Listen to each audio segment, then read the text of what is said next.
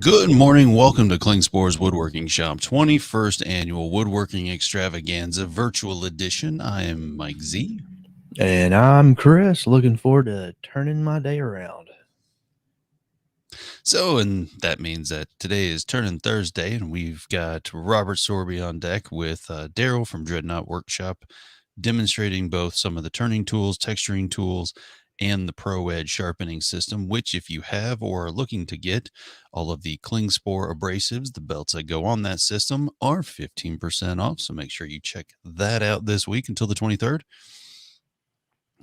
Yeah, and if you're interested in those little cutters, this is going to be a time to really learn about those too. He does a great job of explaining the different metallurgy and what each of those type of cutters will do and how they'll perform well in your shop.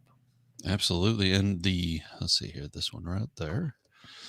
So the one that I found most useful was going to be this teardrop type one, where you can actually undercut lips of bowls and things along those lines. When he started explaining it, it made a lot more sense. I had no idea that was very versatile tip. So there's a lot to be had in this video. So what you're saying is Daryl's going to offer a lot of wood turning tips. Boy, you're just full of them puns today, ain't you? So this video is roughly about 40 minutes into it. So why don't you go ahead and grab yourself a coffee, maybe a treat of some sort, while we discuss that books are 30% off and DVDs. So now maybe is the time to grab yourself a turning book. Learn how to turn pins, bowls, and all kinds of projects like goblets and such, even all the way to the ornaments. Those are always fun to turn. Yeah, coming up on that season where everybody's turning a lot of those. There's a lot of turning going on. Mm-hmm. Then at the same time, we have Morris Schlesinger later this morning, who's going to be talking about CA glue finishes and using our new Green Tech sandpaper to sand and polish that up to 2000 grit, making it look like a piece of glass. That was some great tips he offered in that. I can't wait to see that again. It was he made light of a sticky situation. Mm-hmm. There you go. And ArborTech is going to be coming up tomorrow. We're going to be talking about ArborTech's new lineup of precision carving tools, and they are 10% off until the end of the month. So if you don't catch it this week, by far, get it by the end of the month. 10% off select Arbor tools. ArborTech tools. ArborTech tools. Arbor tool Yeah. tools. There you go. Still there somewhere. Yeah, I'm getting here. All right. Yeah, you're welcome. Hey, I'm here for you. So let's see here now. And then later today at 1 o'clock, we are joined by Jeff from the Walnut Log. He's going to be doing a live turning demonstration. And he's he's probably one of the best finishers I've seen as far as the techniques go and the different things that he uses. Him and Nick Agar are right up there for some of my top turning finishers and the way that they present their finishes. So he'll be joining us at 1 o'clock today. So make sure you stick around for that as well.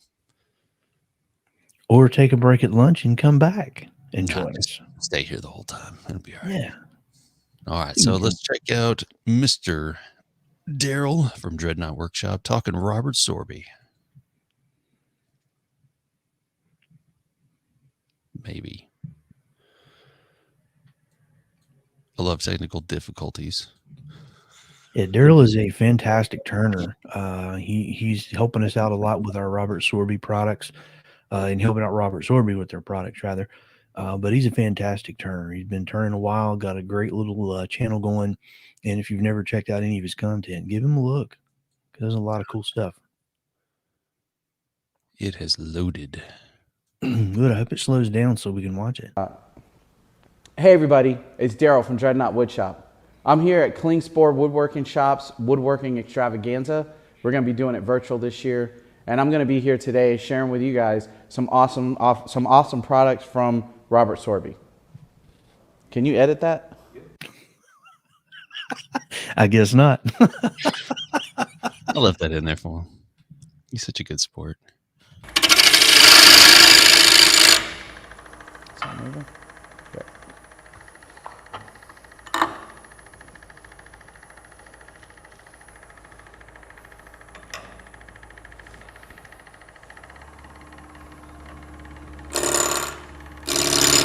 Funny thing about me is I'm not much of a bowl turner.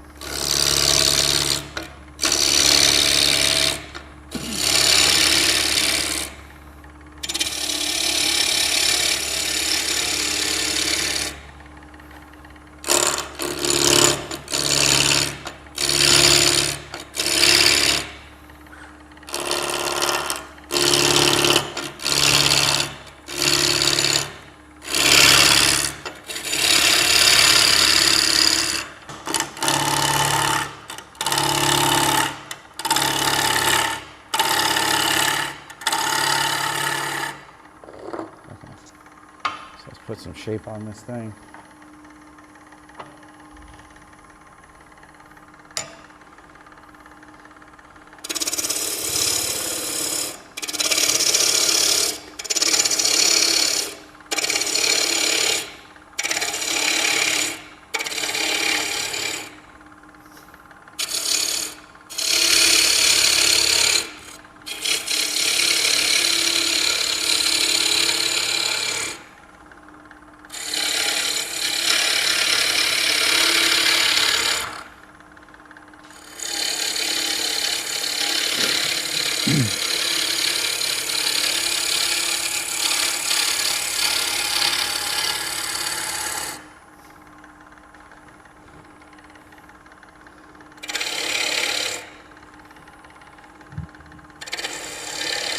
Now, if you have any comments, please make sure to let us know in the comments below or questions, and we'll be glad to answer them as well.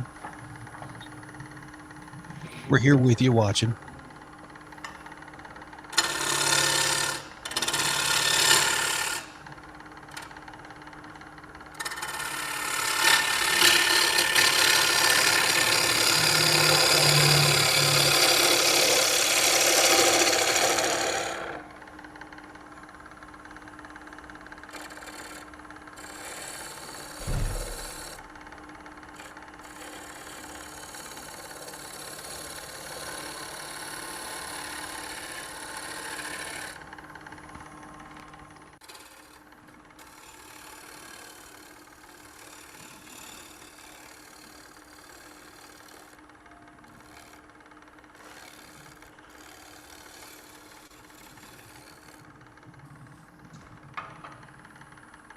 Let's see.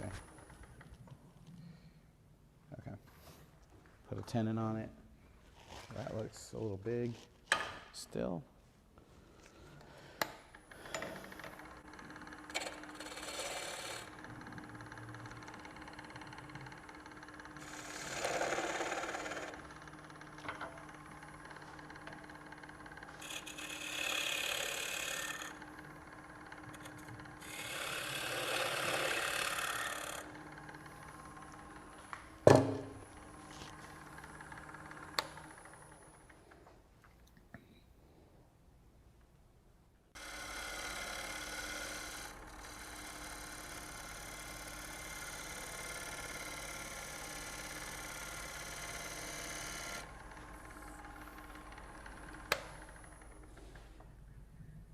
Yep, that's why I like the Turnmaster.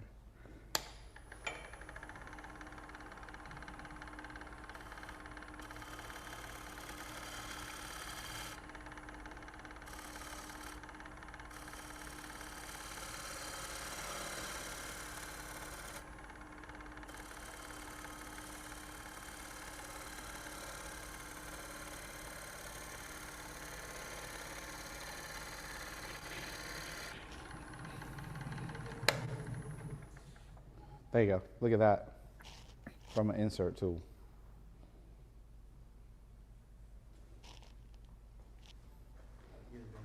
Yep. Yeah, the bowl is running true. It's just the hole is off.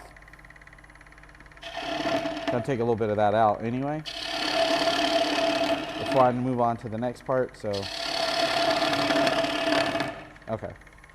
This is the Turnmaster from Robert Sorby. This is our entry into the insert tool area, and some of the benefits to this tool over some of the competition is, number one, we make our cutters in various materials. So I have down here on the lathe, we have tungsten carbide, we have high-speed steel, and we have titanium nitride coated high-speed steel. Why is that important? So this is going to give you a lot of options. When you need a cut, when you're working on something that's, say, you know, a piece of material that has a lot of silica in it and it's real hard on the cutting edges, carbide is great for that because it's the most durable cutting edge of the three materials. However, carbide will never be as sharp as high-speed steel because the carbide molecules are much bigger than the high-speed steel. So you're going to get a keener edge. It's going to be easier to sharpen because you can sharpen that with standard sharpening tools. And then the titanium nitride coated high-speed steel cutters are going to give you a finer edge because the titanium nitride is an even smaller metal molecule, and it's also going to be a more durable edge. In the case of the Turnmaster, I think that your best bet is really the high-speed steel, because the high-speed steel allows you to easily sharpen it, and it does offer you a very sharp edge. And perhaps you'll have to sharpen a little bit more than the titanium nitride, but the difference is the titanium nitride has to be sharpened in a different way. To sharpen the high-speed steel, you simply take a diamond card, put your cutter down, face down, and you do a figure 8 for a couple minutes, and you're back in the game. Okay, that being said, let's talk about the tool itself. Okay, with most insert tools, you have to buy a different handle for each shape of cutter. So on this cutter, I'm not sure if we'll be able to show all this, but each of these cutters are all shaped the same. You see I have the full range here. They're all shaped exactly the same, so every head can hold every cutter. In fact, most of the time when you buy this, it comes with the square, the diamond, and the round for around the same cost as one insert tool from one of our competitors. And you might be asking yourself, okay, Darryl, but what's with this big knuckle here in the middle? I'm going to show you I'm going to show you the magic of that knuckle later, but we're going to talk about it real quick while we're going over the tool itself. So this knuckle allows you to do one of two things. Number one, it allows you to switch out your cutters. So you can buy these accessory heads here as accessories, and you can load up all your favorite cutters, and you can change them out as simple as loosening that knuckle and inserting a different cutter, right? But that's not the most exciting thing it does. The most exciting thing it does is when you look under the knuckle, there's 3 indents there. So everyone knows that insert cutters, carbide cutters, whatever you want to call them, they don't provide the smoothest cut. And there's a lot of talk about if you rotate it 45 degrees, that you can get a shear cut and you can get a much smoother surface. But the problem with that is that now, on top of trying to keep your tool in contact, anchored to the tool rest and in contact with the work, now you have this extra added thing of having to balance it on a corner. Well, the Turnmaster has a nice wide flat, and because I have those indents, I can set up that shear angle and still cut off of that wide flat, which is going to make for a very stable cut. And I'm going to be able to get some shear cuts, and I'm going to be able to get some really nice finishes on my work. So I think I pretty much covered all that stuff. So we're going to get down to putting this thing to work and showing you exactly how this thing works in your hands. So we're going to get started with a round cutter. We're going to use this. You can use this to shape the inside or the outside of the bowl. In this case, we're going to be working on the inside. And these are basically scrapers. So what you want to do is you want to set this up so that it cuts just above center. You see that it's cutting just above center with the bar of the tool parallel to the floor. And then we're going to trail down to center, which means we're going to lift the handle up just a little bit to bring the cutting edge down to the center cutting position.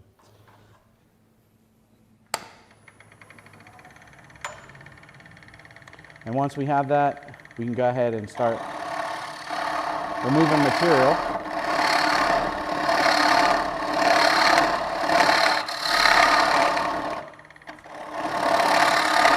And we can remove material very quickly using this tool, but as you can see, we're not getting a very good cut there, right? So in order to fix that, the first thing I would recommend you do, and this goes for any tool, is go ahead and make a couple of light passes, because those roughing passes are going to leave the roughest possible finish. So we'll come back and clean it up just a little bit, save ourselves some trouble. So with these cleaning passes, you want to try to take off less material, and you want to give the cutter time to work. So now that you've made your smoothing cuts, those last light cuts, we're going to go ahead and utilize this shear cutting feature on the tool. So you can see right here, we have 3 indents. One is our standard flat cutting angle, and then we have an indent at 45 degrees to the right and the left, which is going to allow us to do a shear cut and really clean up those final edges. So now that I have that set up on the 45 degrees, I also want to point out that this tool has a nice wide flat on the back, which makes it very easy to anchor it to the tool rest. And because we can rotate the tool using the knuckle, we can have the tool rotated at that shear angle and still have a nice firm base to anchor the tool to the rest.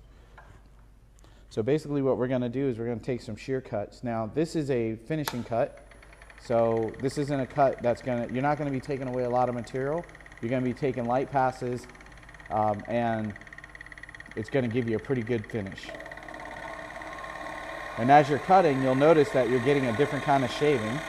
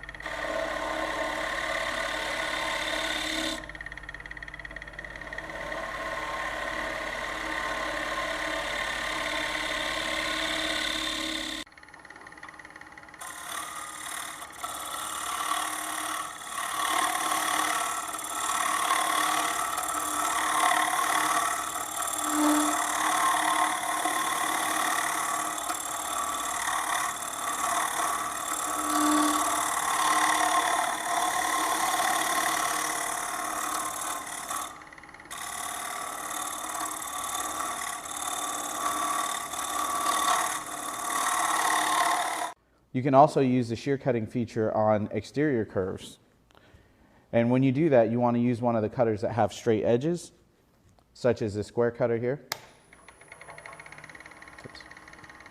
So you're just going to go ahead and set that back to one of your shear cutting settings.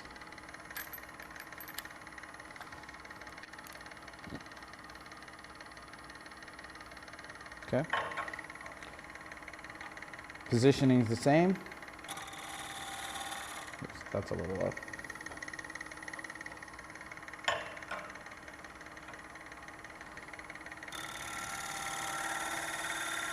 And we can work our way around that outside curve very easily, taking light passes.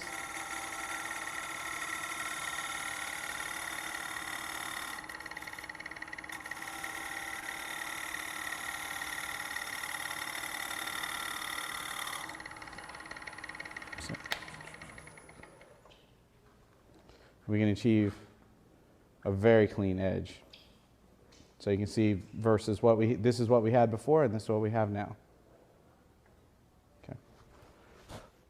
The cutters for the Turnmaster tool comes in 3 different materials. It comes in carbide, high-speed steel, and titanium nitride coated steel, high-speed steel. And across those lines, in the carbide, we have the square tool, square shape tool, the round tool, and the diamond tool. But in high-speed steel and titanium nitride coated steel, we also carry a mushroom cutter, which is great for doing undercutting. So if you're doing a hollow form or in a closed form where the edges of your bowl kind of roll over and the opening is not the largest diameter of your bowl, this does a great job of reaching under the rim and cutting away that material. We have the box cutter here, and the box cutter is great for working on boxes. So if you had a box and you wanted to get down to the bottom corner, you can, because this is less than 90 degrees, you can take that cutter and you can cut down the side and you can get right into that corner without spoiling the bottom. You can also rearrange, you can loosen this and rotate the tool a bit and you can come across the side, and because that's still not 90 degrees, you get right into that corner without spoiling the sides. Another thing that this is really useful for is this actually cuts a very accurate dovetail for your chuck. Then we have the Teardrop Cutter, and the Teardrop Cutter basically offers a number of different radiuses or radii that you can use to meet different surfaces inside your bowl or your hollow form. So this just provides a lot of different curves for the purpose of smoothing your work. And this one, the inside-outside cutter, on the straight side you can use that to cut outside forms, outside shapes, and you can use the round side again for additional radiuses for smoothing out the inside of your bowls and forms. And that's our Turnmaster tool. Now let's talk about one of my favorite tools, the spiraling and texturing tool. So I have several of them laid out here on the lathe. These come in different, well, I guess the most important thing is they come in different sizes. So we have the full-size tool and the micro tool.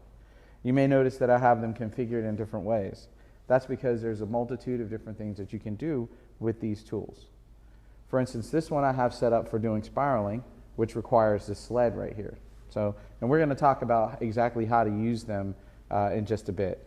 But in the case of the spiraling tool, in this configuration, it allows us to cut, I think they're called barley twist spirals, barley twist type spirals. And so we'll be able to do that using it with this sled. Now I have another one here, and I have this one set up without the sled. And the reason why that is because when we take the sled off, we can use this for texturing. So before we take this to the wood to work, I want to talk about these cutters.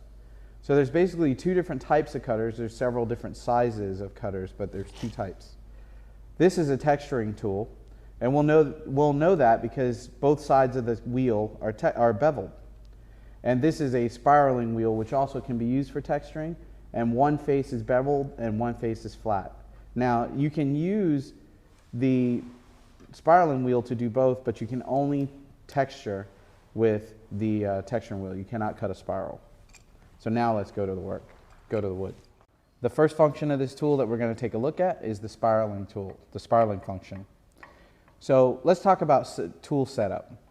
First of all, on this tool, and it may not translate on video very well, but there's a line that's struck on the bar here, and then there's a series of numbers and settings on the back side of the bridge.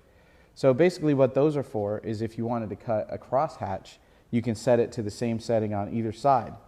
And what this setting actually does is it makes the spirals closer together or further apart. Yeah. Now, as far as actually cutting the spiral, we need to do a couple of things first. We need to set the tool up so that the bottom of the bar is cutting on center, just on or just about on center. Okay? And we need to set the tool rest such that it's in a position where we won't fall off the tool rest, and it's far enough away from the work that we can work with the tool. Okay? We also need to do this at a slow speed. I find that most operations with the texturing tool are done around 500 RPMs, whether you're texturing with it or spiraling. Now, ideally what we want is we want to have a workpiece that is a diameter that's evenly divisible by the number of teeth on the wheel. But we don't have to use math to figure that out. We can do it with a simple test cut. So now that we have all of our settings right, we'll run over them real quick, just in case. So we're going to be cutting with the bar, the bottom of the bar on center, tool rest back far enough that it doesn't fall off, and we can work with it. And we're going to have this lathe set at a speed at or around 500 RPM. So to begin the cut, we're going to put the tool on the rest, and we're going to present the bottom of the wheel first. The bottom of the wheel, by the way, isn't sharp. We're going to talk about that later as well. So we're going to present the bottom of the tool first, let it start to turn. Then we're going to raise the handle and let the tool start to cut. Okay? And we let that go for a couple of seconds. So we're going to take a look at the work, and we're going to try to decide whether this is a diameter that we can work with or not. And the way we know that is if you look at this spiral, we have only these deep, crisp cuts here. We don't have any little small cuts in the middle. If you did, you need to take off a little bit of material to get down to a more suitable diameter.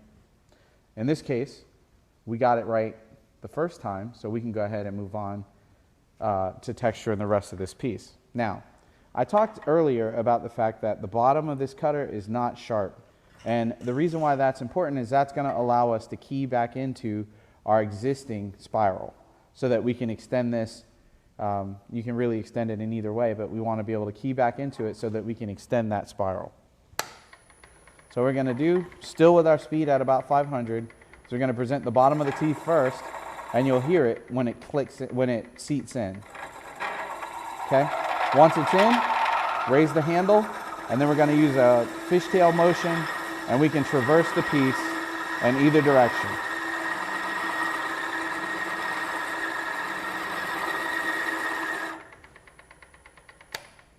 And just like that, we have a nice spiral. Now the spiral can only be as deep as the teeth are long. And you can tell when you've gotten to the bottom of it, because when you don't go the full depth, the tops of the spirals will have a little bit of a flat on them. And it will round out more and more as you cut it deeper and deeper. But this is how we get a spiral with the spiral and texturing tool. So next we're going to talk about how to configure this so that we can do texturing. But before we move on to that, I just thought of something. This spiraling feature can only happen on a cylinder. So if you had a vase or a bowl where where the diameter of the piece will actually start to decrease, it would not be able to continue to track your spiral. So you can't use it on the side of a bowl as in following the curve of the bowl. And you can't use it on the end grain either to do these spirals. So, to configure the tool for spiraling, we're going to take that sled off. We could do it with the sled, but it's going to limit the movement of the tool. So we're going to start by facing this off and getting a nice clean surface, because with a surface like that, we'd barely be able to make out our textures. So for this, I'm going to crank the speed back up. And I'm using a 3/8 inch spindle gouge to clean this off.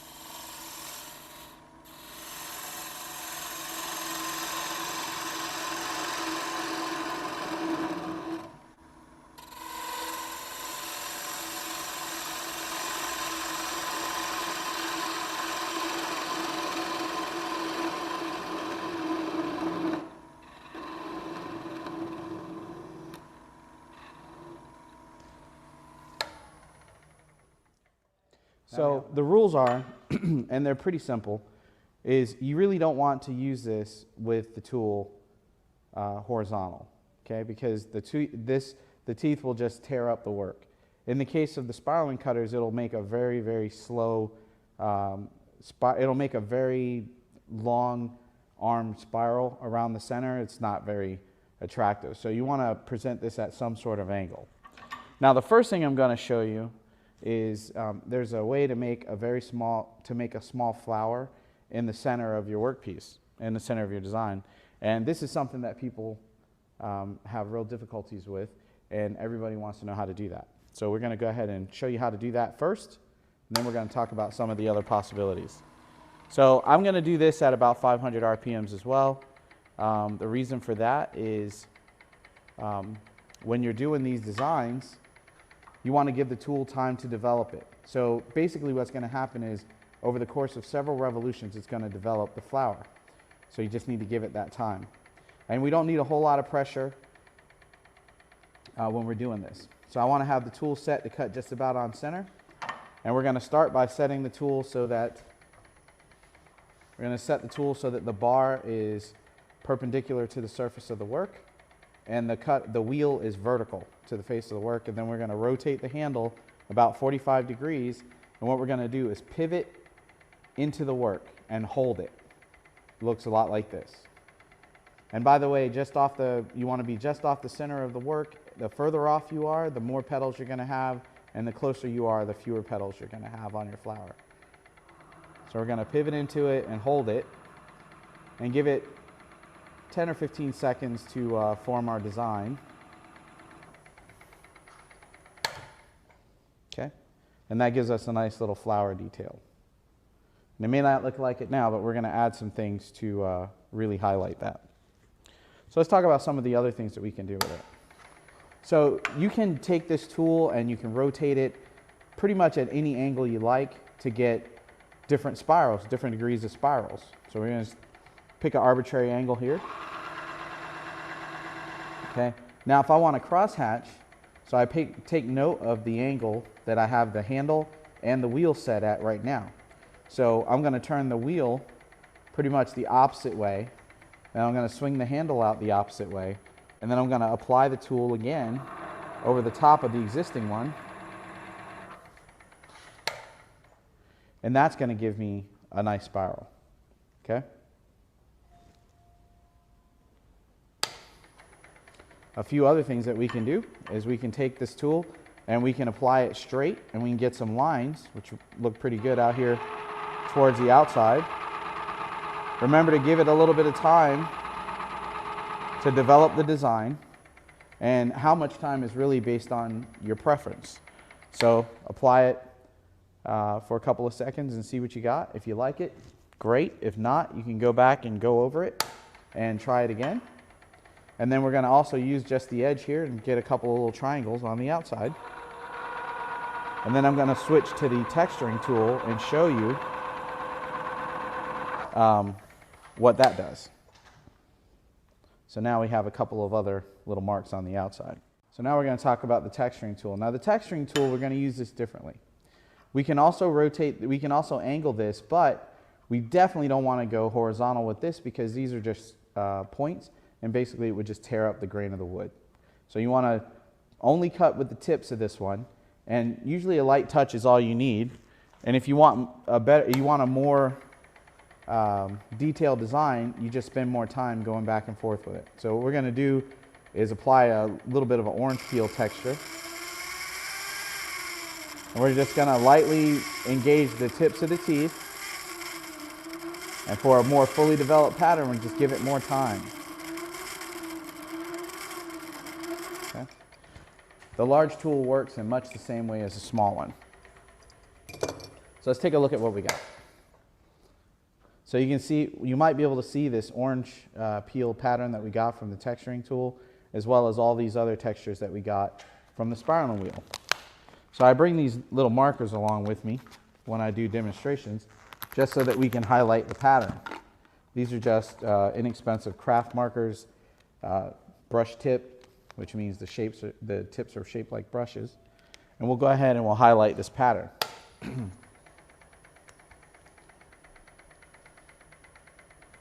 Okay. I'm not real good with setting out colors, so, you know. Fashion designers may take issues with the colors I choose to put next to each other, but that's okay. And once I get done doing this, this is going to really highlight the pattern and show you exactly what the tools have done. This is something that's really useful if you're at a craft show or something like that and you're making spinning tops for kids. This is a great way to decorate those, decorating the tops of boxes and various aspects of bowls. This works really good for that. I did that one wrong somehow. Okay. And that does a great job of highlighting the different textures. Okay. So the one thing about using this tool, about using these tools that a lot of people have difficulties with is that it's hard to control what exactly you get. There's so many options and so many possibilities of designs that you can achieve with this tool. So the best way to learn how to tame this tool really is to take a piece of wood this is about 3, maybe a little over 3 inches in diameter. Go ahead and round it out and then work on the end of this piece of wood. And what you can do is you can just make your patterns and part it off. And if you find something that you like, you continue making that one for a couple of discs, and then you can perfect that. You can perfect that particular aspect so that you know what to expect when you're using the tool in the future.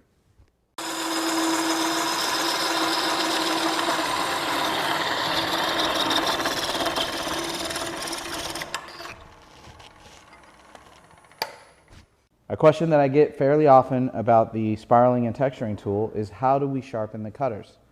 Obviously we want to keep them sharp to keep our designs nice and crisp. So basically it's a very simple process. We're going to take a diamond card, all right? And what we're going to do is we're going to balance the diamond card across a minimum of 3 teeth to register on the top bevel, all right? So once you get that, you'll be able to feel it. And once you get that, what I like to do is you'll notice on this back side here, I have that braced against the bar of the tool so it doesn't bounce around on me. And I got it registered on my bevel.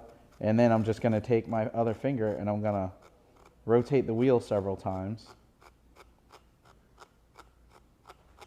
And that's all it takes.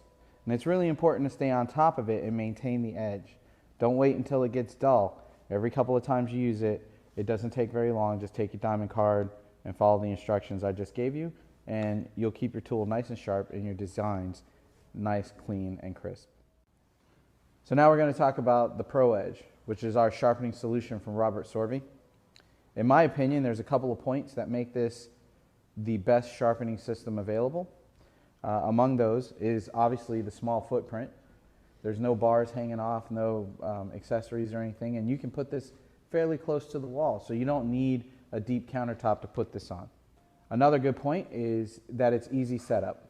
When you take this out of the box, there's a little piece of foam that goes on top. You take that off, you put it on the counter, you're ready to go.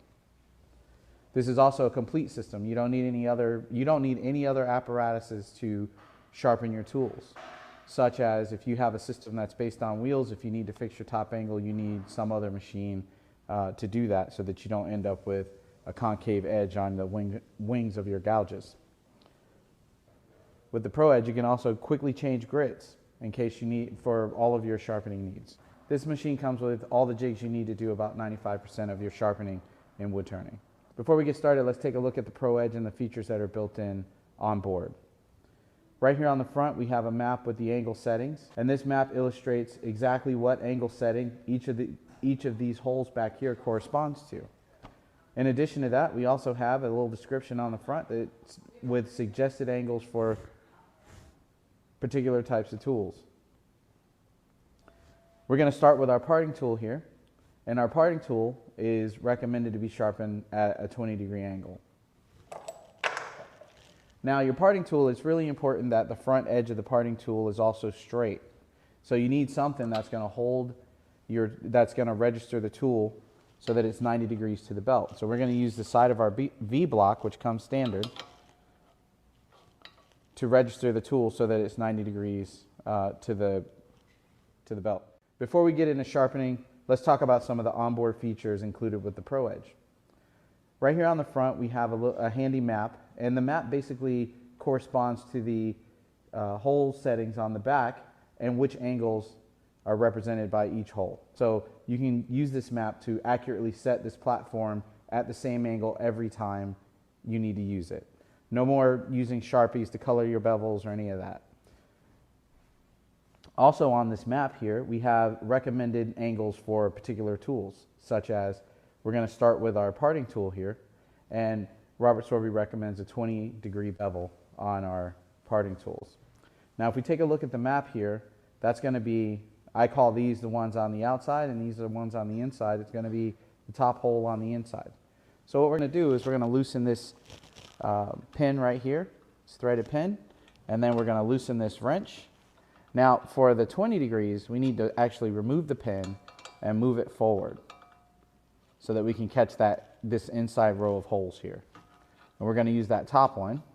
So once you tighten that pin up, it's going to seat inside that hole and set our tool up at the perfect angle. Again, I don't have to use any Sharpies or anything like that to discover whether I'm on the angle or not. And every single time I go to sharpen a tool at 20 degrees, I can be assured that it's going to be 20 degrees, no guessing. So once I have that, I'm going to use the V-block guide right here, and I'm going to put that in the miter slot on the table. And what we're going to do is use that for our 90-degree reference, because when we're sharpening our parting tools, we want it to be straight across the end, particularly if you're going to use it for cutting joinery. So using the V-block guide as a V-block accessory as a guide, we can use that and we can present the tool and get it 90 degrees to the belt.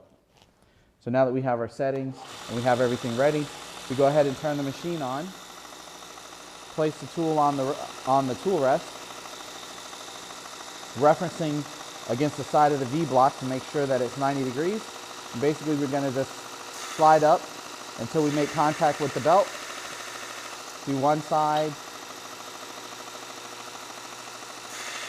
do the other side. Simple as that.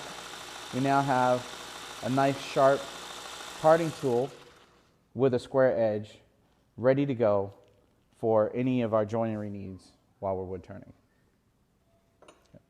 And while we have the V-block in place, we can go ahead and sharpen a couple other things. So we're going to do our roughing gouge next, and that's going to require some changes to our settings. We're going to move this pin back to the back side. I happen to know that 45 degrees is the recommended angle for roughing gouges. If you weren't clear on that, you could take a look right down here and you'll find that 45 degrees is the bowl angle for roughing spindle and bowl gouges. And that's going to be the 4th hole down from the top on the outside. Tighten up the locking nut here. Then we're going to take our roughing gouge and just place it into the V block and bring it up to the belt, and then we're going to go ahead and sharpen it. Now, when we're sharpening tools we're sharpening our gouges, what we want to do is think about the gouge in 3 parts. We want to think about it as 2 wings and a nose. So what we'll do is we'll bring it up and we'll sharpen one wing, the other wing, then the nose, and then all together. So we'll come in and sharpen the one wing. We'll sharpen the other. And then we'll sharpen the nose. And then we'll sharpen the entire thing together.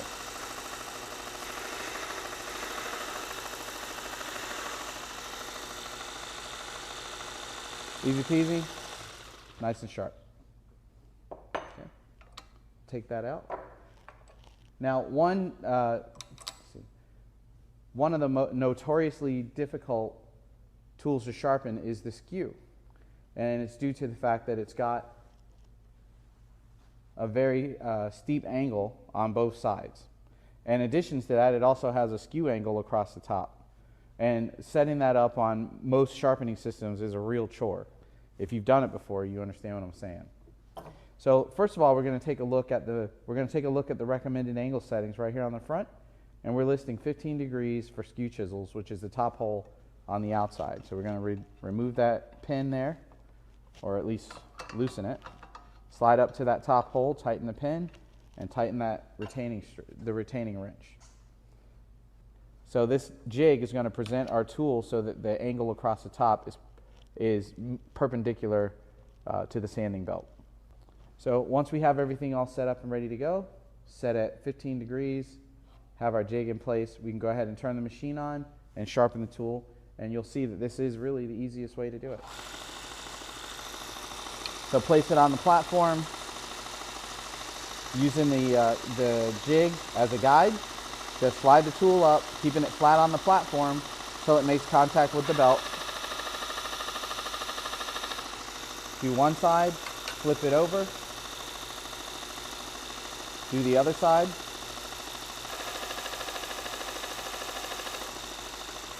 And that's it. Got a nice sharp skew. Now with a skew, when you're sharpening it, just a little extra tip here, you'll know that you've sharpened it because the side opposite that you were sharpening will have a very small burr on it. And if you pass your fingernail across the edge of it, your fingernail will catch on it. Just a little tip.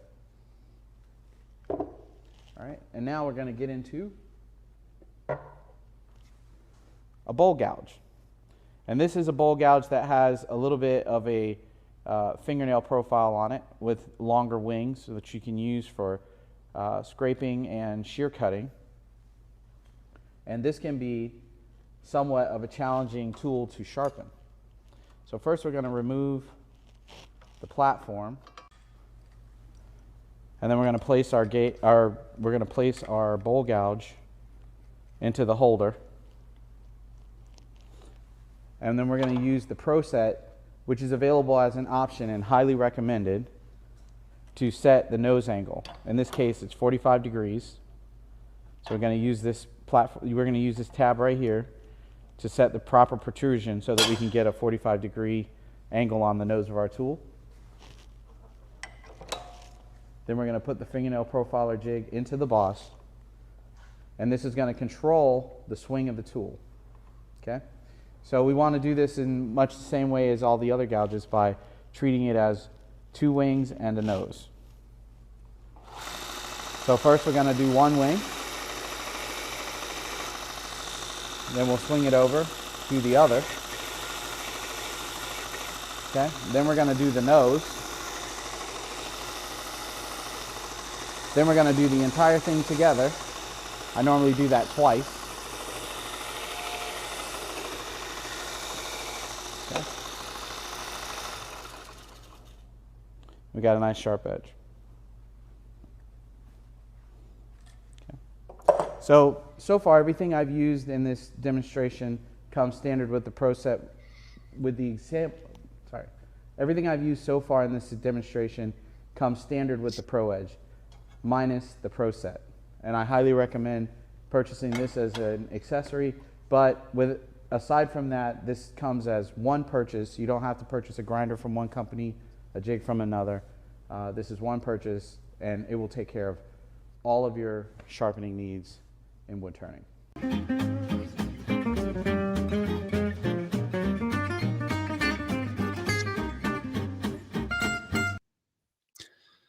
So Darryl makes it look really easy with the ProEdge. Well, actually, he makes all of it look easy, I have to say, because whenever he was doing the shear cut, it was pretty impressive. Doug, let us check on that real quick, because we did have some in stock, but I don't, and I know it sounds really funny to say because of the current climate, but literally the boat was on its way over from England, because that's where we get ours from, is direct from Robert Sorby in England. So I'll check on that while Chris, I'm looking now. Okay, you're going to look now. Good. So the story is very interesting. Klingspor Abrasives in Germany, the parent company globally for Klingspor Abrasives, where it all started. They got into a partnership with Robert Sorby as far as 2-inch sanding discs on what's called the Sandmaster. And they also set up this system. Now, this is how the story goes, because I cannot get anyone to confirm it because it's such an old story. But they had these grinders set up, and they developed a way to use sanding belts to actually make the profiles on all of the for the final sharpening, if you will, not necessarily for the initial grind, but for the final sharpening, using Klingspor abrasives on these belts. And then they kind of made this machine, the ProEdge, to help people at home. So all of the settings that you see are actually for someone, if they were to come into the Robert Sorby plant and to put a final edge on the tool before it went out the door. That's how the ProEdge was basically invented and offered to the market for everybody to have. Yeah, and I remember years ago when we first got it, because I was always one that back then I was doing a lot of turning. I was using those multiple jigs and grinders set up. And when I first got my hands on that, I was quite impressed with just how easy it is to use. And being that it used sandpaper, hey, that's a bonus. But yeah, Doug, we do have, normally we've got those in the stores. We have currently got them only in the Hickory location at the moment. I figure it won't be long till they're dispersed out to the other locations, but we do have them in Hickory for sure. Okay, so we do have them in stock. Good. Means a lot of the other Robert Sorby stuff is probably in stock as well. It's been a little while, waiting on some stuff to come over. But it is what it is. If you want good Sheffield steel, you got to get it from Sheffield, England. That's how it works. Yeah, and they do make a quality product. And I liked how, Darryl was able to showcase normal roughing, and how, especially on that piece of cherry he had, was very dry, and how he was able to take that scraper and really just clean that edge up. And it was hard to see on camera, but trust me, it went from very rough texture on the end grain to just extremely smooth. Very impressive. So was that your hand that was on there testing out the softness of that cut? I'll never tell. Okay, just making sure. All right. So up next, if you're a beginner turner, kind of looking for a project that maybe incorporates both bowl and spindle turning. So spindle being a long, spindle, and then bowls being, end grain turning for the most part to create a kind of bowl or vessel. We had Morris Schlesinger come down, and he showed us a really cool beginner, easy project, if you will, that encompasses both. It's a water ladle. And so we're going to show that now. He has a very good presentation on how to go about that. Morse has been around a long time. He's been demonstrating with us for years. And he's such a down-to-earth guy. He's great. So, and if you have any complaints, he'll straight up tell you to see him over in Hillsville, Virginia. That's where he'll be. So that's where he lives, but he's to the point. Yeah, if you've never seen him turn in person, you're missing out. He's quite a character, and he does things very plainly and simply, so it's easy to follow and understand. And he's just got a very great mind in how things work, which is very cool to kind of see his wheels spinning and turning when he's trying to figure things out. So very cool guy, and this little project he's going to do is definitely good one for the beginners. Absolutely. And thanks to Robert Sorby for sending Darryl over. Darryl was just a great time to have, filming wise. He is, I left a couple of the bloopers in because he's so genuine, and he honestly means to do such a great job. And, you know, we don't always get the first take right. So it's, out of all of them, that one was the best one where he just turns. It's just like, you know, can we edit that? I was like, I got to leave that because it's so Darryl. So he is as genuine on camera as he is in person. So Yep. throw that out there for you. But all right, here's Morris turning a ladle for us. And I apologize. Hold on, let me get to 3.5, there it is. about 2.5 inches thick. Doesn't matter what particular size you're using. Just keep the handle where it's reasonably close. I generally use scrap pieces left over from my bowl turning or the bases that I make. Some of the figures that I find work.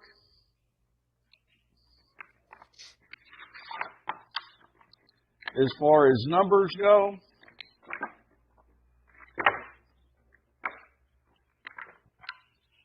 is the hole for the, we'll just not get too far ahead of ourselves here.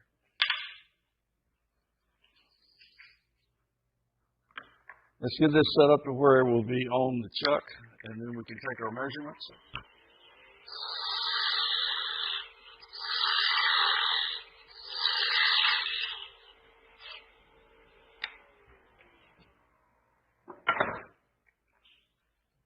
Tenon is sized to the chuck that you happen to have.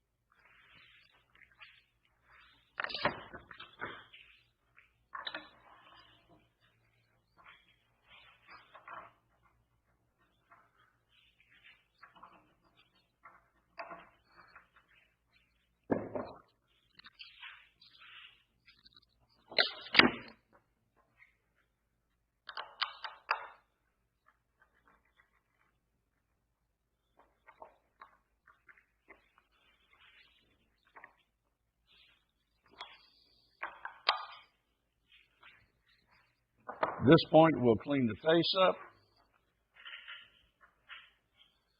And I'm going to ask the cameraman if he can see the grain in the wood.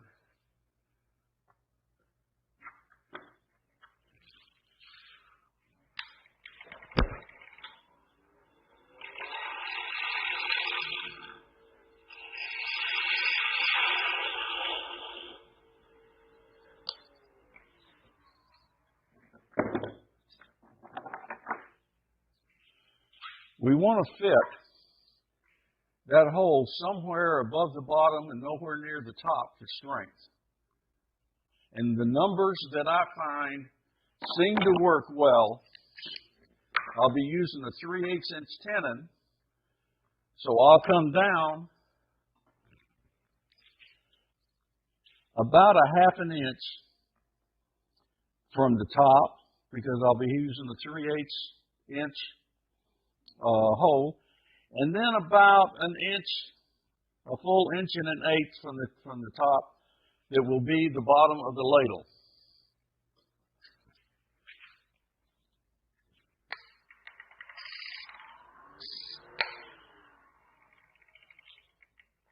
Now we'd like this to look somewhat symmetrical. As you can see how the grain is centered. Okay? What I'd like to do is rotate this around till I can see where the grain seems to be symmetrical. And at that point, it seems to roll together evenly. Where here it's way out. It's about 45 out. And here is another one where it looks like it appears to be pretty much centered. This has a little bit more character. So I'm going to put it to the outside. And I'm going to have this one to the inside. Can you see the grain, the way that the grain is rolling?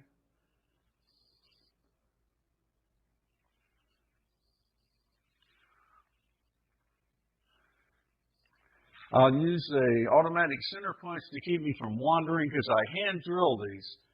People try to do this while they're square and use it in a drill press, but I'm always off. I don't have it centered up in the way that the grain is lined up very well. So I found that I can do it on the lathe just about as easy by using an automatic center punch to give me a target. I turn the tool rest to a point where I can tighten it up and tighten the workpiece up. And now I can take the drill and drill my 3/8 hole.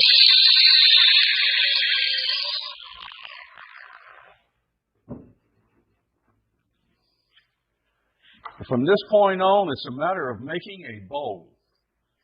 Well, we're going to make this one just a little bit different.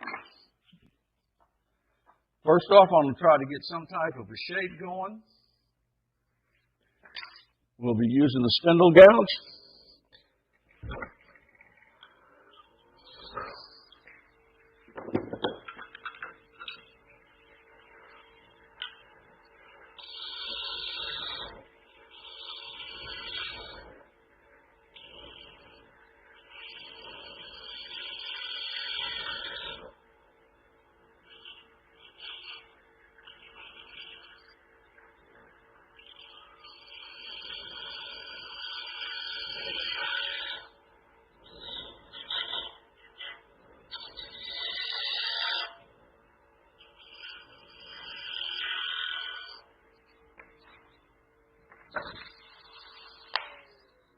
We'll redefine where the bottom of the bowl is at.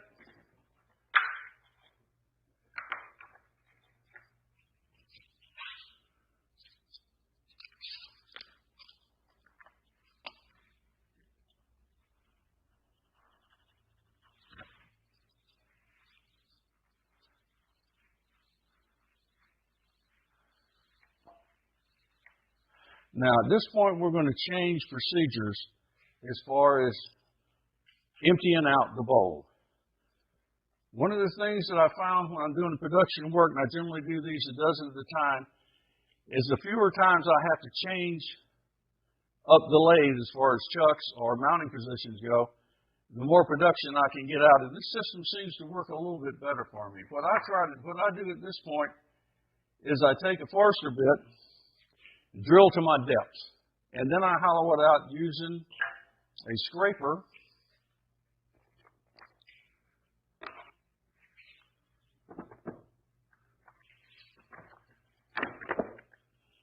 Tip that's commercially available and have it mounted in a block that I can come up here and do just very short work with. And we'll show you how that works. Before I get started on boring the hole, the first thing I try to do is touch up my Forster bit. Because generally, if you let them get dull, they're very difficult to get sharpened. But if you keep them touched up, then you'll find that they'll last you quite a long time. Find the flat on the teeth. If they have a teeth, if they have a wave, just find the flat on the wave. And a couple of strokes following that flat on the teeth that score it, the hole, is all that it generally takes to allow you to get a nice clean cut and keep from burning your wood. You've got the two cutter tips. We're flat on the flats of the cutters. Just 3 or 4 strokes on each one is all it takes to keep your forester bit touched up. And we're in good shape.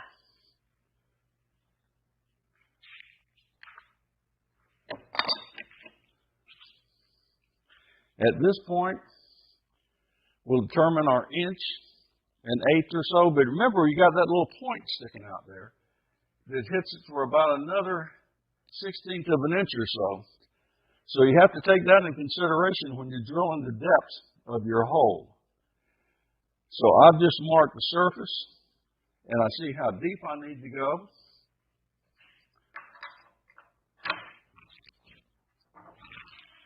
We'll come up here and drill to that depth. Let's drop the speed down.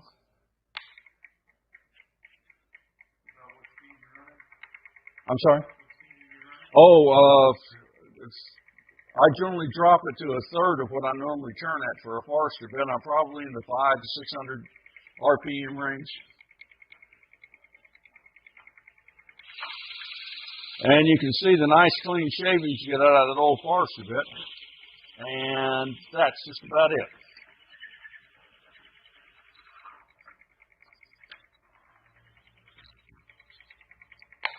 While we're talking about a little bit about sharpening, on our drill bits,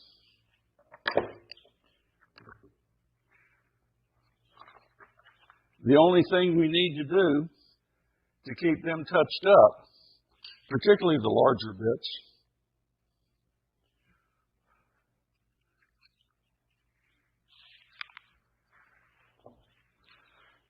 you take the small triangular file and run right into that cove. And you can just touch that flat up. There's a little cove back there. And just touch that up with just a couple of strokes. This is about a 400 grit file. And that's all it takes, and you're in good shape for the next time that you need your drill bit. So, let's get the hollowing or emptying out this bowl. And what I'm going to do is use a standard cutter tip that I mounted on a piece of metal. I'm going to come in here right about center height.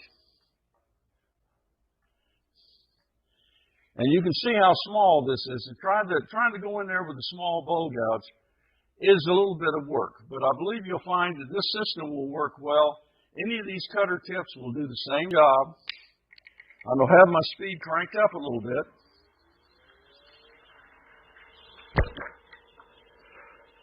And camera angles down here where I can see what's going on, where my finger's at. Okay, we're in good shape. This doesn't take long.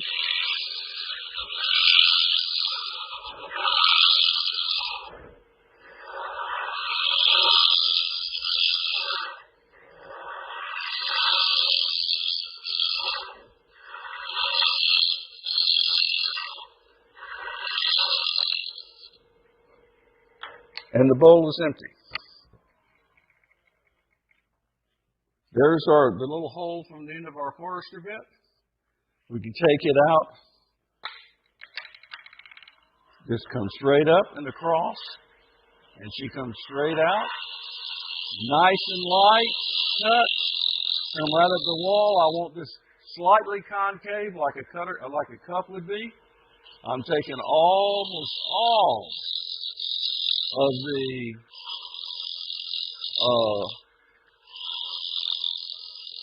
smoothing all the ripples out because I have such a large cutter head. And that took less than a minute to empty that out. Now we generally have a problem on end grain. But you can see it's going to be very difficult. Being as how I'm using the scraper and I'm at a slight angle, that torn grain that you always have on the same position on any bowl that you're turning, right on the end grain, is much less. If we come up and raise that handle just a little bit more, add just a little bit more of a shear cut to it, almost all of that is gone. Now, that's a small hole to get into. And to try to sand any of that out by hand because it's slightly concave, it's kind of difficult to get in there and do any power sanding. So there's two ways that I found that we can get in there and take care of that problem. One of them is Klingspor has a product called the Sanding Star. Unfortunately, for this size, the Sanding Stars are 4 inches, and we need something that's less than 3, but they have something called a miniature Sanding Star. And I believe it goes down to about 100 or 120 grit. And that'll work real well in there. The other item that you can use is the 2-inch sanding disc, Velcro back sanding disc with what do you call the buffer pads, the auxiliary pads that you can put on the wear pads, and cut those down. Can you see how I cut that down? So that when I put my sandpaper on there, and this is good quality cloth back sandpaper, it will fold itself right around it and will fit in there with absolutely no problem. So we'll drop our speed back down. Generally, as a rule of thumb, when I'm sanding, if I'm turning at 1,000 RPM, I try to start sanding around 500 and then adjust up or down as needed. So this is more of a feel. I don't generally pay any attention to what the tachometer has to say. But generally, all it takes is just a little bit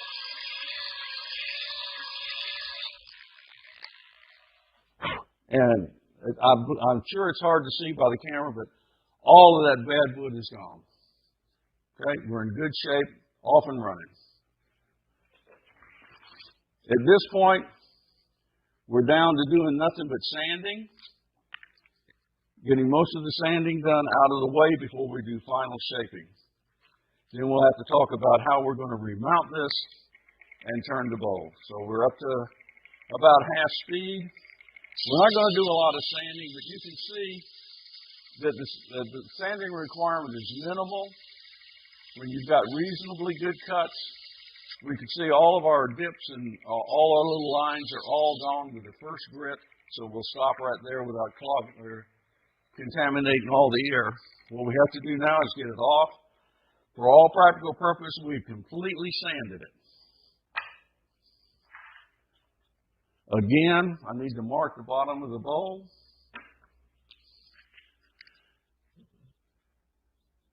Which we were talking about 1 1/8 inch. Double check it. We're just a little bit heavy. We'll have to take that into consideration when we part it off. If you want to, at this point,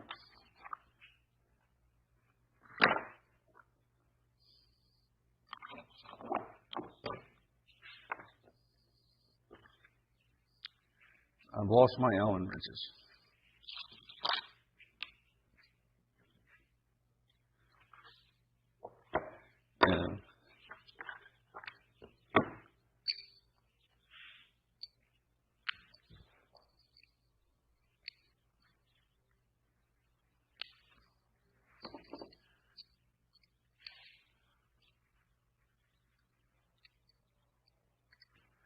And at this point, if you want to, we can make a little decoration on the inside, just to show people you've done something there. And generally, that's just a couple of little circles. I'd like to point out where we're at with that hole. We're just above the bottom. Okay? If we completely sanded this wall thickness would be about half of where she's at right now.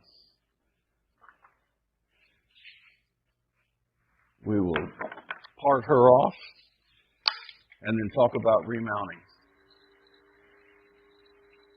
Remember, our depth of our bowl was right there.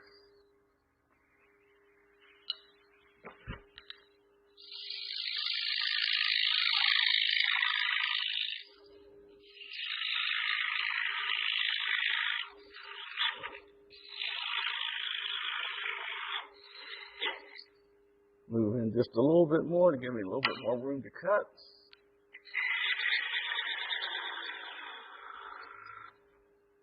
And there we have the bowl taken off.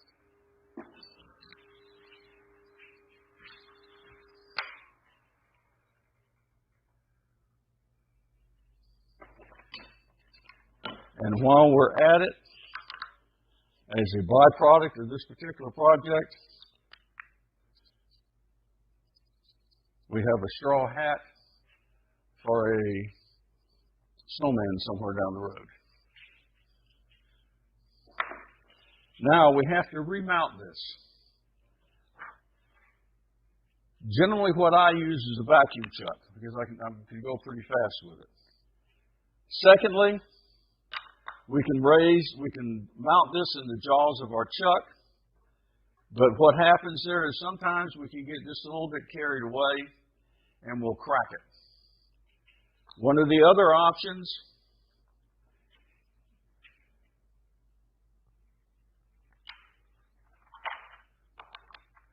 is to make a jam chuck, but remember we have a concave body. However, there's a product for each of the chuck manufacturers makes a set of what is called soft jaws. If you notice, I've turned these are soft plastic. You can turn them to any shape that you need.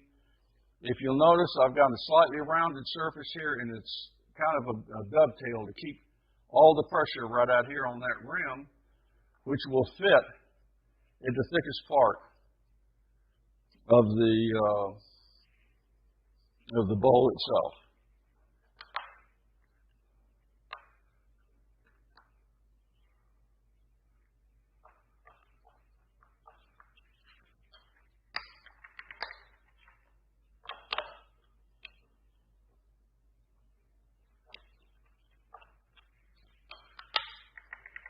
Getting close. At this point, we'll bring in our live center, give us a little support, and finish lining her up. The points that I'm using in the live centers are part of a set that you can special order through Klingspor, and it's called Small Point Set, and they're made by One Way. And they replace the point in your live center. I think that's probably going to be as close as we can get, which is just about right for me. A little more.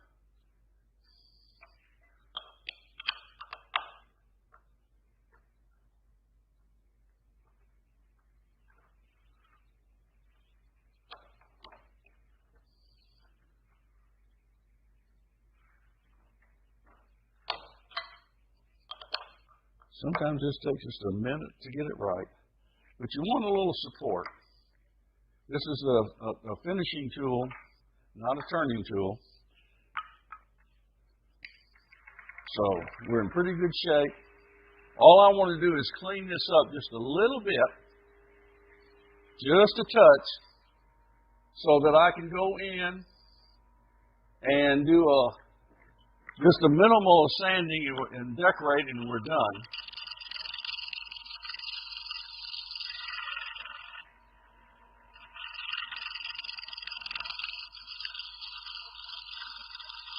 So there we've got it set up. I'll drop that speed down. And here I can use the power sander we already had set up. Drop the speed down. Do a little bit of sanding is all it takes. Once we got this point done where the rough sanding is finished, then we can go to the finer grit and finish up. What we want to do here is to get rid of any torn grain that we have. You notice that's all it takes. She's clean as a whistle. She needs to be finished sanding, but we're not going to do that because we're not going to clog up the air.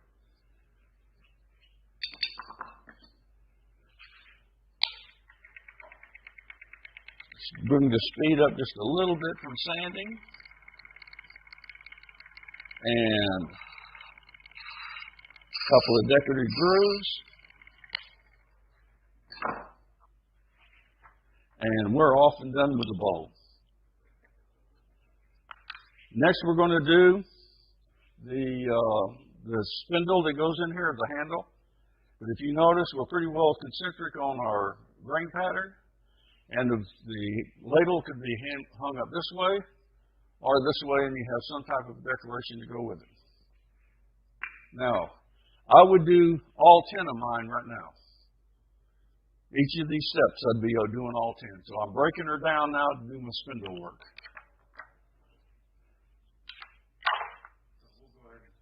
You can go see. This is the second phase. We're going to make the spindle handle, the handle out of a piece of wood.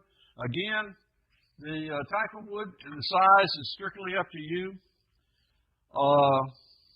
These are generally cut-offs from other work that I've done, or bad places in bowls that I've just cut the bowl blanks up into spindles that I can use for different projects. So whatever you happen to have around, these are about 12 inches long, about 1 1¼ inch square, and we're going to go down to a size that is about right there. So all the abouts are over with. Okay, is that close enough figures for your numbers and what have you? Okay, let's go. First off, what I found works is, again, I've already done a dozen of the bowls. They've been sanded, they're finished, ready to go. Now I'm going to do about a dozen handles, and this could be any woods from walnut to oak to locust, you name it. Whatever pieces I happen to have, it's always nice to have some type of a contrast. So I'll take a spindle roughing gouge and we'll make this thing round. Again, you'll notice I have one of these unusual points, and I'll explain that as we get down to the point where we're making the tenon.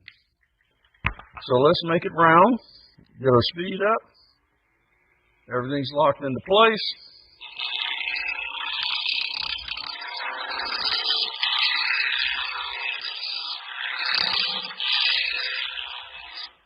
Double check the tightness. You see where she's ate her way in there for a little bit, so we'll tighten her right up.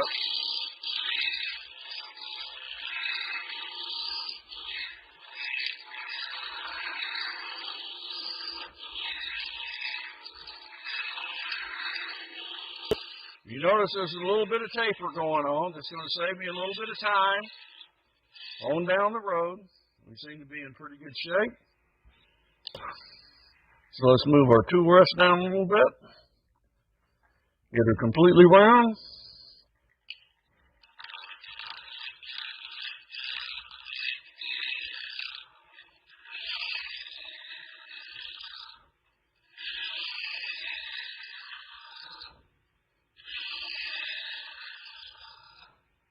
I think we're in good enough shape where it's time to fit the tenon for the handle. Our 3/8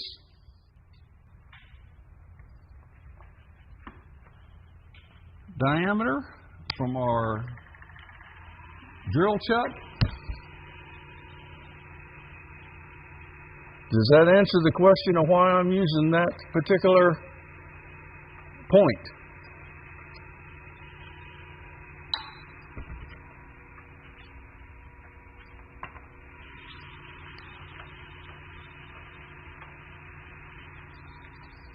Picture's worth 1,000 words.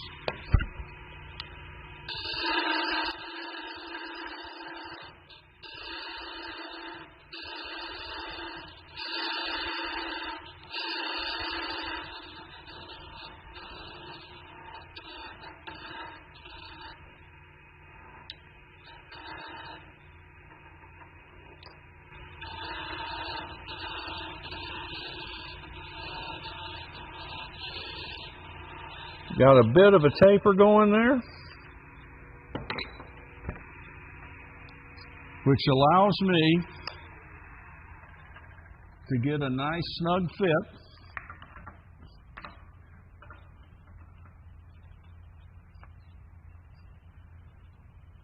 Just starts in, but it tells me right where I'm at. This sometimes takes 2 or 3 hits. What I like to do from this point on is use the small 1/4 inch skew as a negative rake scraper. Raise that tool rest up just a tad.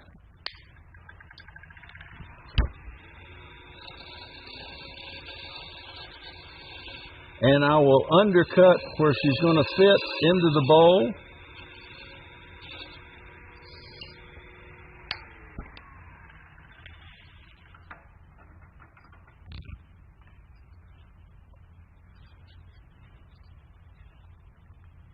Almost. We can force it. There we go. We got it. At this point, I would stop and I would make my 12 of these. At this point. Okay? If I was doing 12.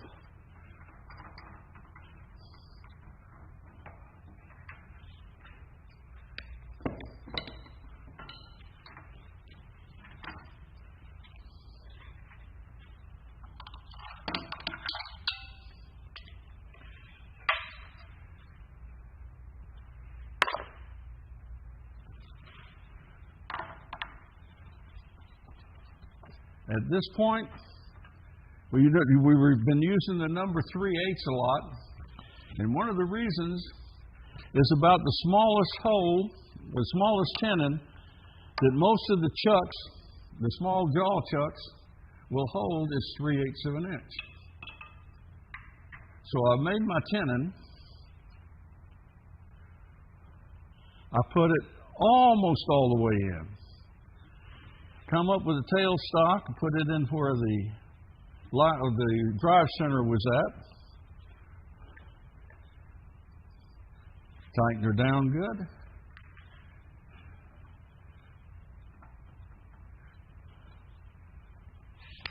Everything seems to be running well.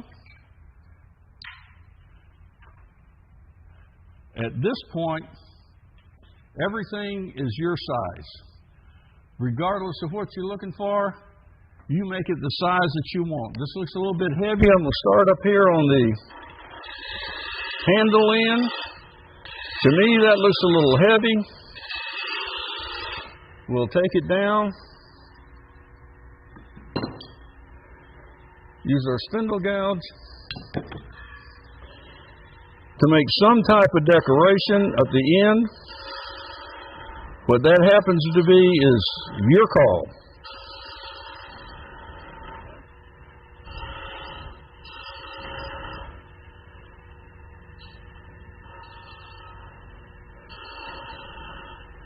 And my hand fits right about there, so that's just about the end of the handle. I'll make another decoration down here in the form of a bead.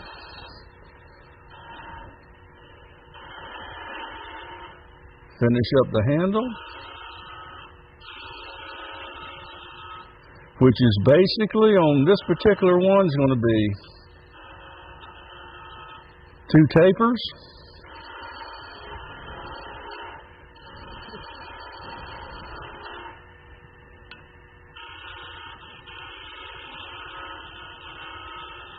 As far as speed goes, I'm going very fast. If you're comfortable with the speed, it's the right speed. Generally with spindle work, we're going a little bit faster than we are on bowl work. And at this point, all I'm going to do is complete 2 tapers. I prefer using the roughing gouge because I have less little divots in the wood that I have to sand out.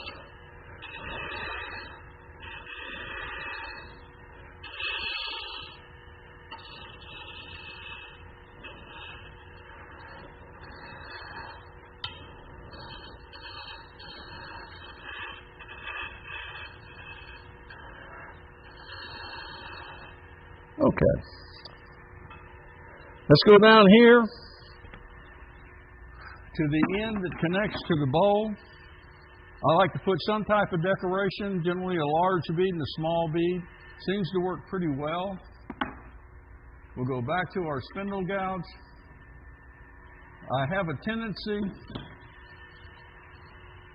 to go more with the detail gouge, but a regular spindle gouge will work just as well. Take it down to what appears to be about the right size and form a bead. I'll come back, drop the size down a little bit, and I generally find that 2 beads works real well. 1 doesn't seem to be enough, 3 seems to be too much. Those both appear to be just a little bit large, so let's take them down a little bit.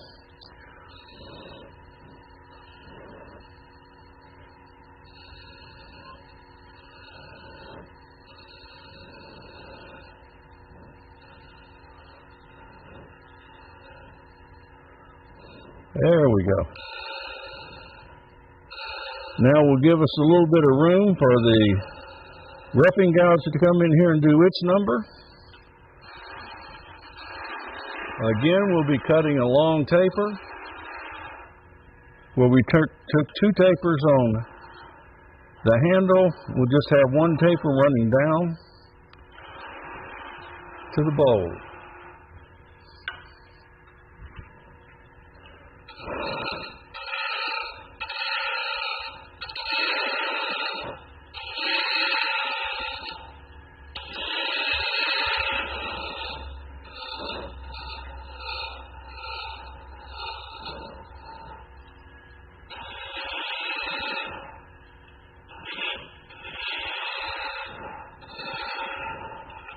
Need to drop this tool rest just a bit and we'll be in good shape.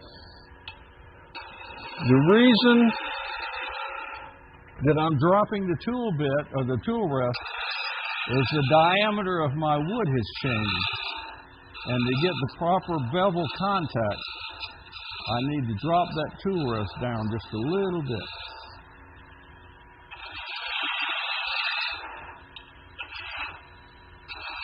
I don't like that bump there, so we'll take it out. And we should be in just about good enough shape to go to our sanding. I'll drop my speed down to about half the speed that I was turning at. We're not going to do a tremendous amount of sanding. I think you can get the idea. We're just knocking off the bad places, little divots that we have. If you use a good quality paper-backed or cloth-backed sandpaper, you can find that it'll match your contours real well. Glide right over them. Run it at about a 45-degree angle on the longer tapers, and I think you'll find it'll smooth them out in one quick hurry for you rather than just going straight.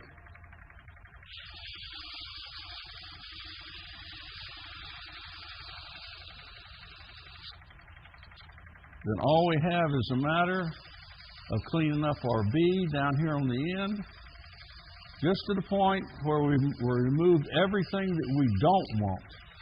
Because now all I have to do is sand out the scratches from the previous grip. Because all I've done here is taken out all the imperfections that I created with the spindle gouge. At this point, it's time to take it off. And we have several options that we can look at here. One of them is to take it out and cut the pieces off. The others try to cut it off while it's running on the lathe. Whatever works for you is the right way, as long as you're comfortable in what you're doing. I would like to take a little more meat off so I have a little bit less cutting to do. And you can see now why that tenon was so long. it allows me to grab a hold of that.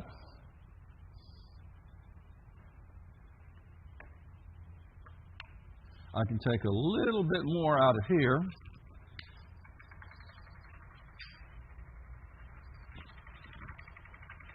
Which reduces the amount of work that I have to do in just a minute.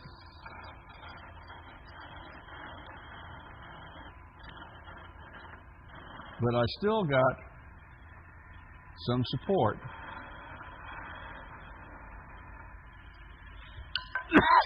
At this point, I'm going to cut it off to save me a lot of whittling time, because I'm not a whittler. Excuse me. And we'll do that with a small parting tool.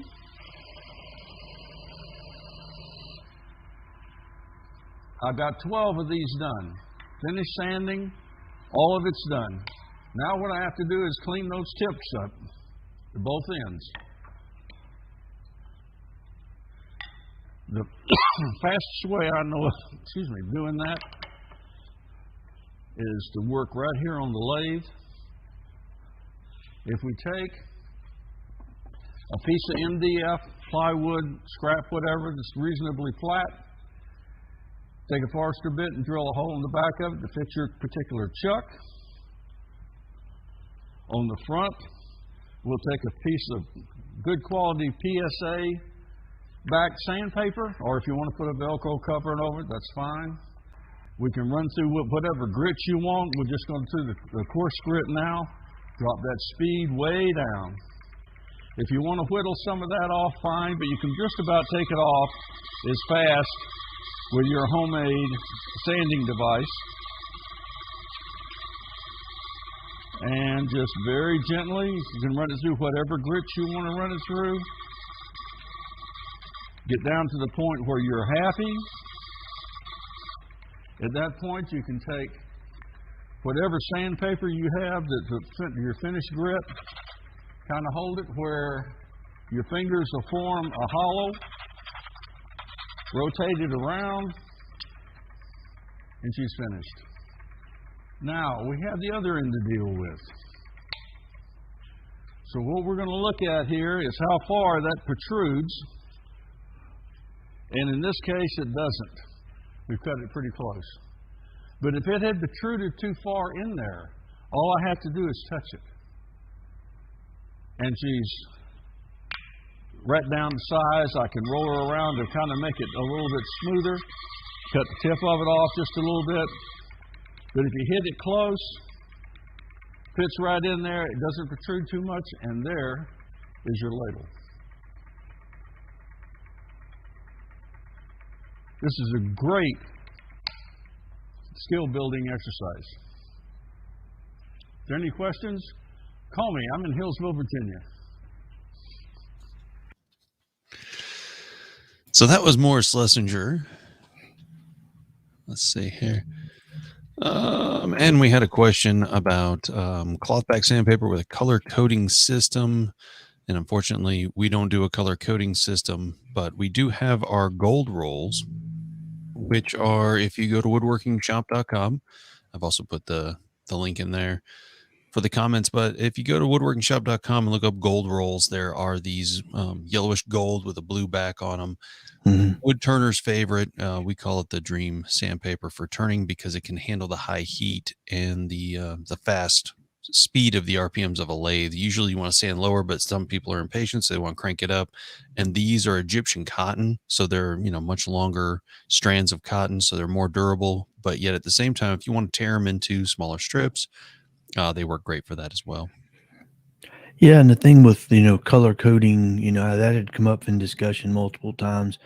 Then you got to remember what colors, what grit. So we find it easier just to look at the back, pick the grit we want, and go with it.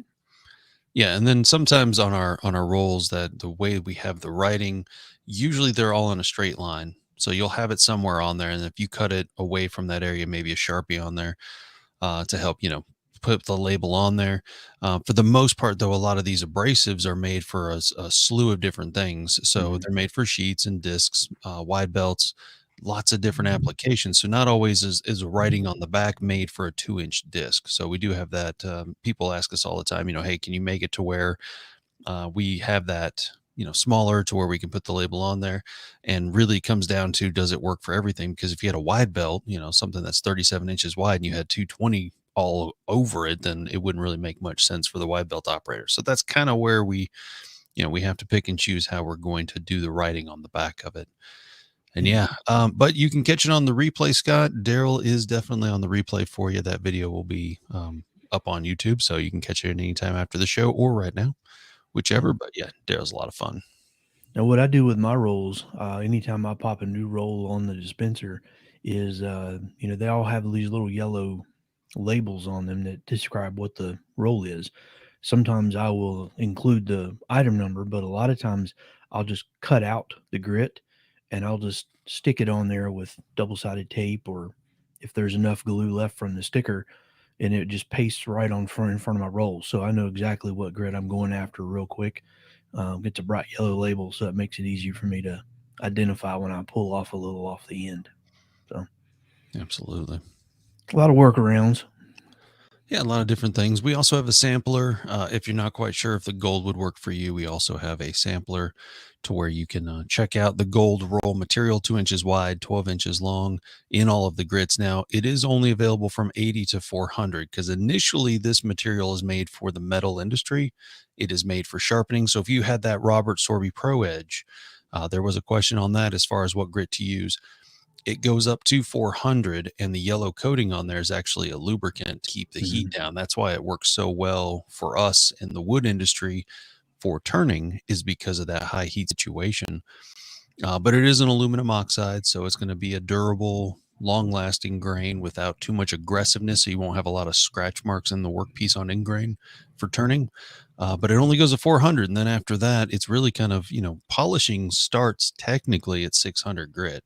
So if you're sanding past that with an abrasive on wood, especially, you're not necessarily doing yourselves any favors, if you will, in a finishing standpoint from, woodworking, but you are starting the finishing process of polishing. So maybe stop a little earlier in your process of turning, put some finish on, then keep sanding up too, and then start polishing. You'll be done a lot quicker. That's one area I know in turning that I have a lot of discussions with turners as far as why do they go to 400 grit on the lathe, when really, and then they try to apply a finish and then they have issues with it sometimes. So normally if you cut our presentation on, what day was that, Monday, with abrasives, then typically you want to stop at about 220 grit. I know with the ingrain you want to go 2 grits finer, but that's only if you have ingrain situations there. Good inch. Yeah, turning gets a little bit different because you're dealing with a little different scenario, but yeah. And on that Sorby, if you do need a higher grit belt for that ProEdge, we can get a belt up to 800 grit and potentially higher. But in reality, like Mike said, the 4 to 6 is really about as good as you need, or should, especially if you're doing turning tools. Yeah, and we do have the wide belt range with the specialty high-end diamond belts for the ProEdge. We have those as well in stock. We're just taking a look here. So there's 3 different types that we have for the ProEdge. We have the aluminum oxide standard, which is going to be for metal. It's a closed coat, so lots of aggressive power there. We have the gold for the sharpening part with the lubricant, but we also have ceramic if you need to really get some, So in one of the comments there, I put that if you drop the tool and you ruin the edge, you need to reform the entire profile, then I would drop down more coarse when you need it. But really, for sharpening wise, if it's already got the edge on it, you don't need to drop it down. You're just causing yourself more work. So maybe start at 220, see how it goes, and then work your way up. But yeah, that's all I got for that. What is that? SZ, let's see here, Z00. Take a look at what that was real quick. Yep. So we carry a 60 and an 80 grit in a ceramic for the ProEdge. So that's when that's if you're deciding to take a regular bowl gouge, you want to turn into an Ellsworth or a fingernail grind, and you want to have that long sweeping profile, that would be something to use to recreate that.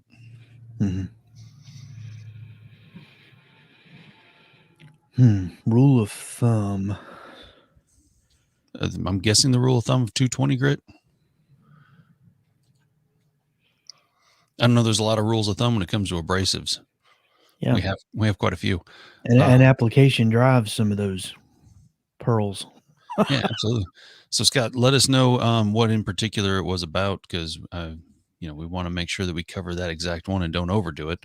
But if it comes down to a sanding application question that you have, as far as when it comes to turning, so even Chris and I have slightly different opinions on it, and it's all because of application. Just like Moore said, whatever speed you're comfortable with, whatever way you're comfortable with parting off the particular, like in his case there, the handle.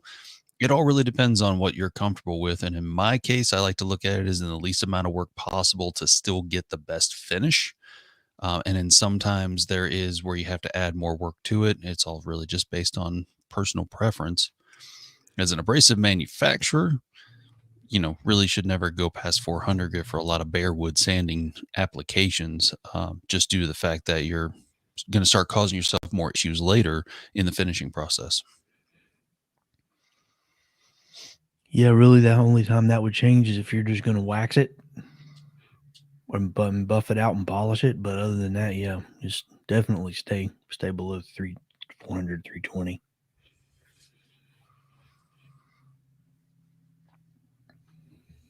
So let's see. And while we look for that question, don't forget 30% off books and DVDs this week until the 23rd. Looking for that special wood turning book to give to somebody in your life for the holidays. Now's a good time to save the money on that 30% off, as well as CA glue finishes later on today, time permitting.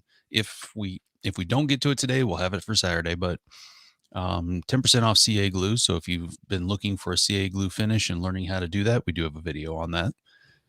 15% off all abrasive discs, as well as our 1-inch through 20-inch discs. We have multiple sizes. And if you don't see it on our website and you're looking for something as far as maybe a 36-inch, give us a call on that. We have capabilities. Let's put it that way. So sheets, rolls, discs, you name it, 15% off the whole line of Klingspor abrasives, 10% off Arbor Tech until the end of the month. So that'll be tomorrow with power carving. And let's see here. Okay, so it was the discussion about why to sand to 400 on wood. Okay, snippets 2 grades higher. Okay, yeah. So what it is that for the most part, turning is really that one woodworking application where you have a lot of in-grain sanding to be done. And impatience runs in because the fun part's over with as far as you've turned it. That's really the fun part with woodworking, is creating the thing out of wood. Now comes the more, finishing task, and it's not always the most favorite. So number one, try not to sand past 400 on in-grain. On your surface grain, if possible, 220 is where you want to stop on most of your woodworking applications in general. So if with turning, there is that slight, I want to say, variable in there with the application being that it's on a round surface. So, but with your in grain, if you stop on the surface grain at 220, then on your in grain, you want to go up to 2 grades finer. And that's especially standard for if you're going to apply a stain or if you're going to apply any kind of a colorant to the wood piece. What happens is that then the surface or edge grain will match the in grain to where it all takes the same or evenly. If you sand everything, let's say to 220 and stop, then your in grain is actually going to take it a lot deeper, a lot darker, because the open straws of the wood, if you will, the open pores there are going to absorb all that stain. So that's kind of where the why to sand to 400 is a max. And then the other part about that is that sharpening, polishing in general, both metal and wood, really the whole process starts at about 600. That's when you get into your micro grits. And so with that said, if you're sanding up to like 2000 with sandpaper itself, any kind of abrasive cloth, paper, film, then you have to be careful, because then you're no longer polishing, you're still abrading. So it's kind of a fine line to mix, if you will.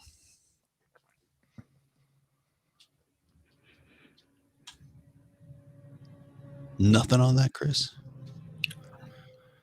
You said it all. Well, okay. And the small point set that Morris was using, that's from One Way. We can special order those. They're actually quite nice because they're kind of more of a cone shape at the end. So it kind of grabs instead of points coming out. So while it says small point, they're actually kind of more of like a concave shape at the end to hold the workpiece. Makes it a lot easier to part off too. All right. Yeah, very similar to their, it's a smaller version of their traditional Live Center set that they sell with the cone in the end. Yep. All righty. So I think that's going to do it for our morning session. We'll be back again at 1 o'clock with Jeff from the Walnut Log, demonstrating turning as well as finishing techniques to go along with that. So make sure you join us back. We're going to have there's another stream for that one. So we will go ahead and end today's stream. But don't forget, Klingspor's Woodworking Shop, 21st Annual Woodworking Extravaganza Virtual Edition, all this week, October 18th through the 23rd. Visit woodworkingextravaganza.com to see the calendar, or woodworkingshop.com to shop all of the fantastic specials that we have. Yep. And we are here to help turn your week around and make it a better ending to a week. Literally turn it around. Well, you had to throw that one in there. You were quiet for the longest time, but the puns, they just had to keep coming. You got to end on a note. I won't say what note it is, but it's a note. Sounds like the brown note to me. All righty. So thank you so much for joining us. We hope you catch us back here at 1 o'clock. I am Mike Z with Klingspor's Woodworking Shop. I'm Chris. Looking forward to seeing you this afternoon. All right. Have a good one.